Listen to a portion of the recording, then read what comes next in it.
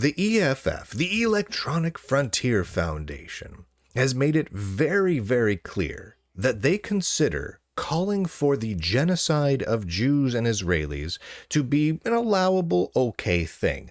But if you are a Republican and you try to protest something, anything, just go out in public and protest, that is a crime that should be prosecuted to the fullest extent of the law.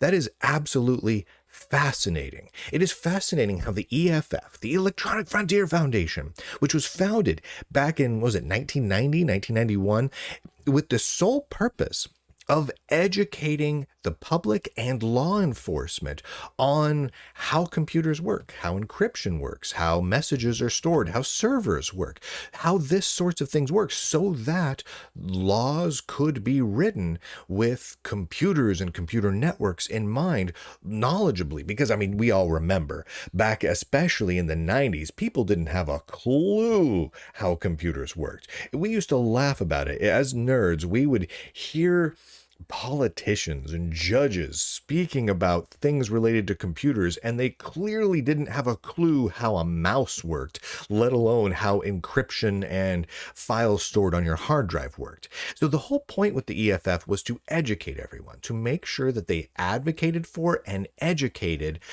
people to understand how these computer systems worked. Well, now they're out there pushing extreme political stances. Extreme, crazy extreme, all under the guise of fighting for privacy.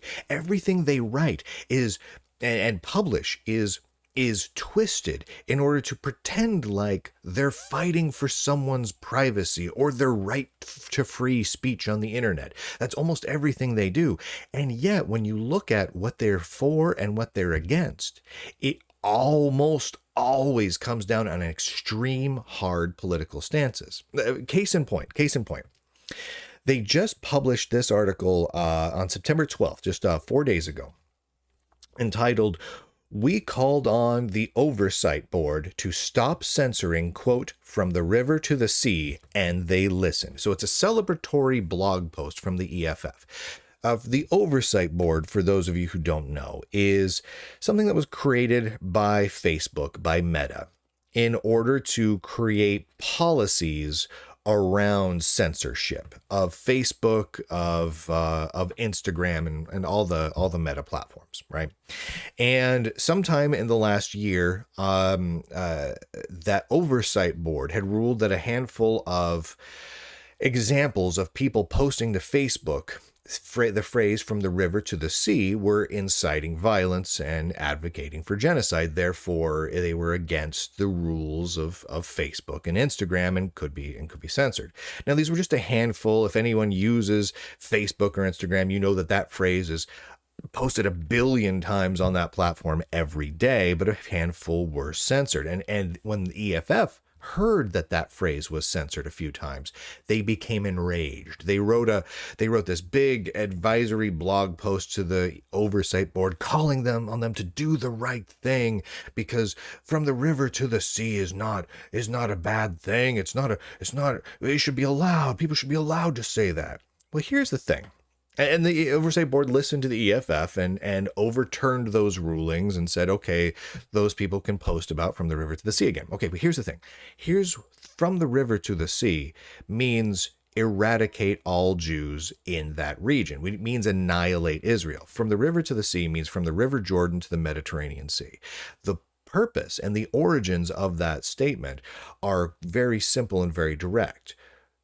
Take all of the Jews that exist between the Jordan River and the Mediterranean Sea and either kill them or drive them into the sea. The government of Gaza, their charter document states, find the Jews hiding under rocks, find the Jews hiding behind the trees, and kill them and drive them into the sea. And that's "from the river to the sea."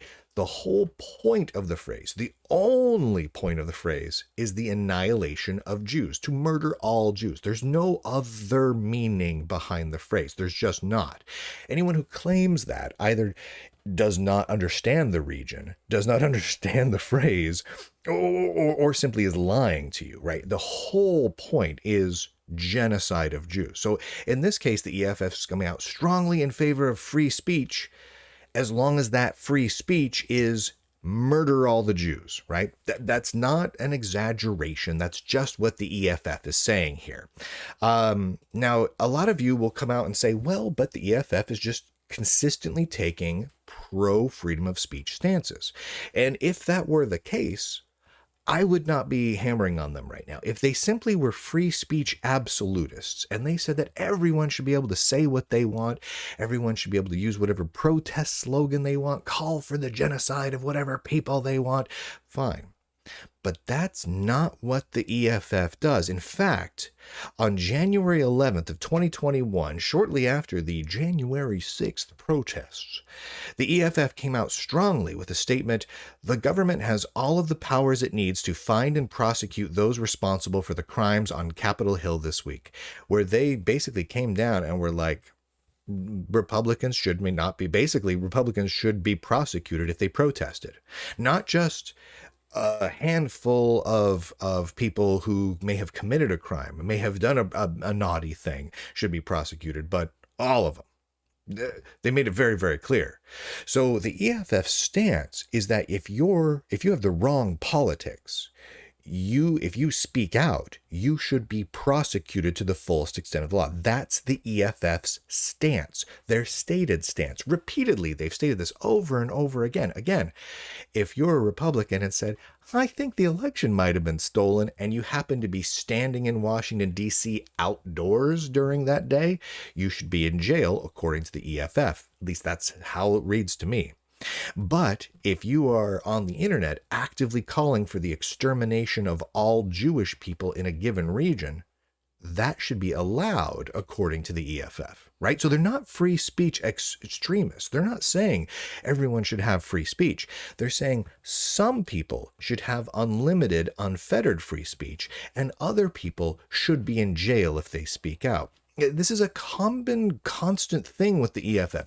They're not consistent in terms of privacy, in terms of free speech or protest laws or any of those sorts of things. Another interesting thing with the EFF is anytime there is a law or a policy that seems to have the goal of keeping children away from sexually explicit material.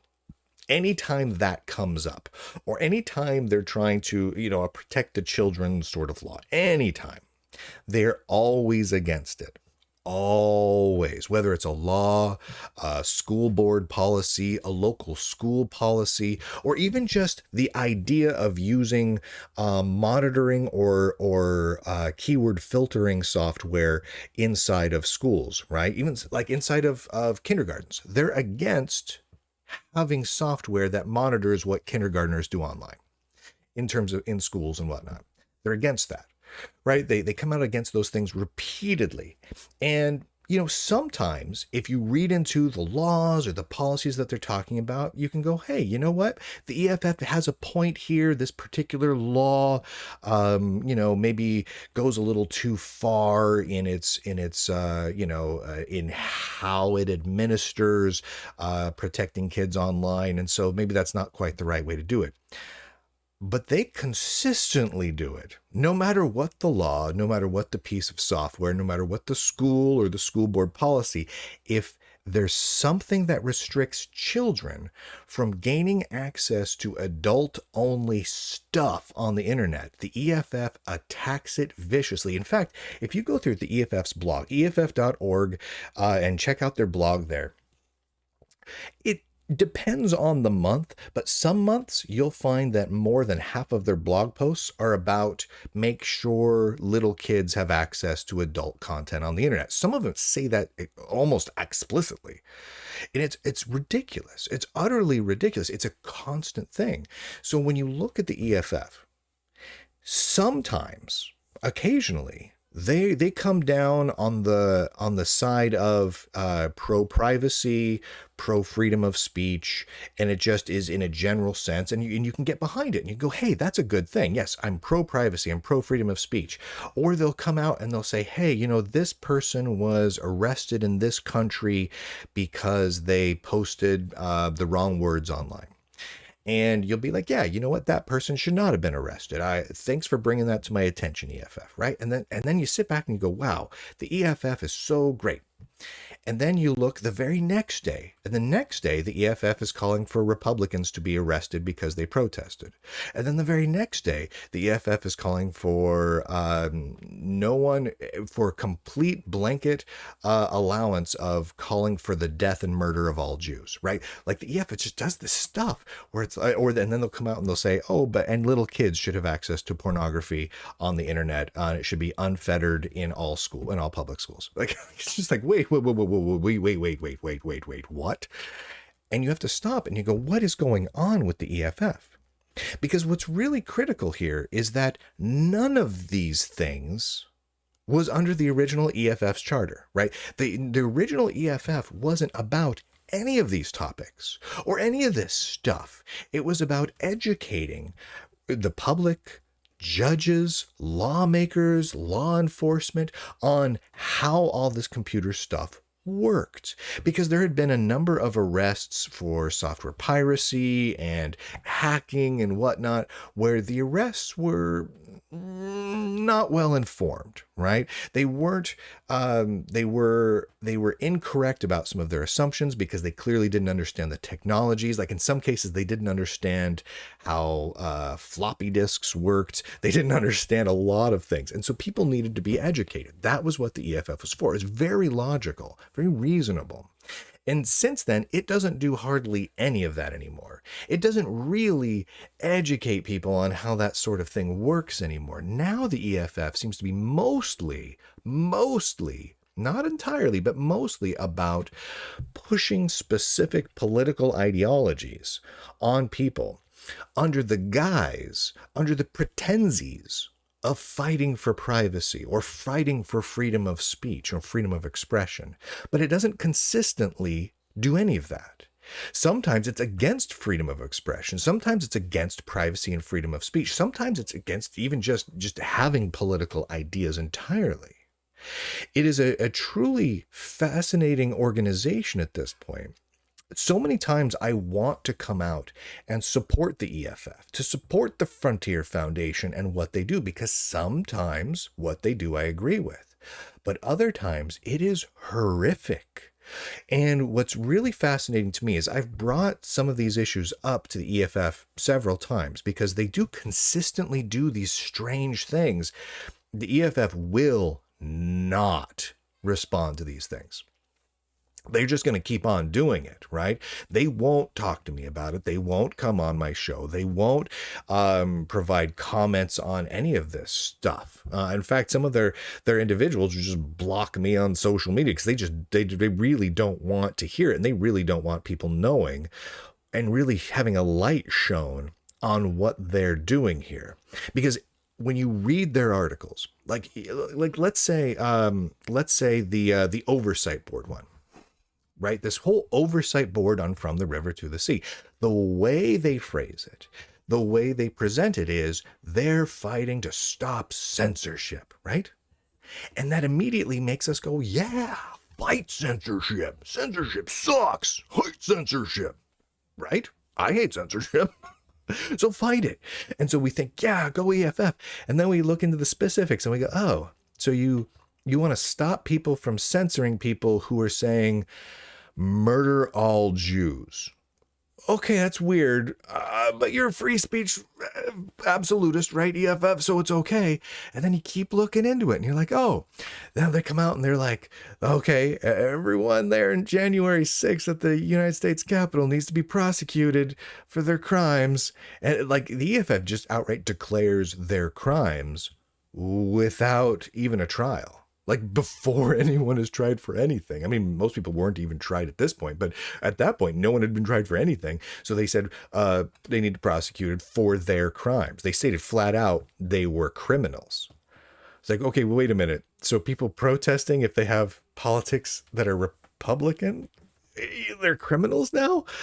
Oh dear. Okay. So maybe this isn't about freedom of speech, eh? Maybe this isn't about privacy. Maybe this isn't about stopping censorship. It's just about you pushing an extreme political agenda under the pretenses of freedom of speech, of privacy and all that. And I don't know if the EFF realizes it or not. I don't. I genuinely can't tell from reading all of the things I've seen and looking online.